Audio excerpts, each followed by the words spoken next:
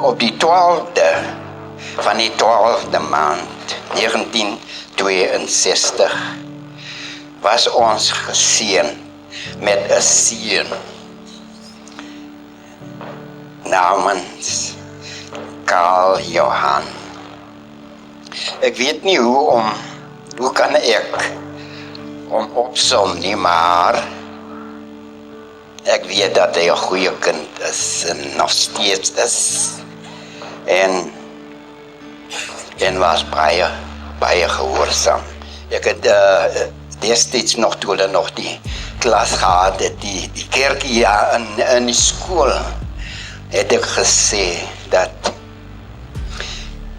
Pastor Karl is nog jonk en hy moet nog baie leer en hy het jong manne gehad wat ek ook gesê het, hulle moet hom help en sy hande ook omhoog hou, sodat hy sy werke wat hy uitgesien het na as in die bediening te tree.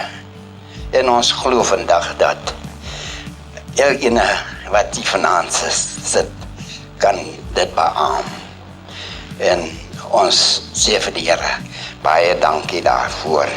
Hulle sê gewoonlik agter elke man staan 'n suksesvolle vrou. En daarom sê ons baie dankie aan die. Daarom sê ons baie dankie aan Sister Joni vir die laaste. Ons het jou baie lief. Ons het jou baie lief.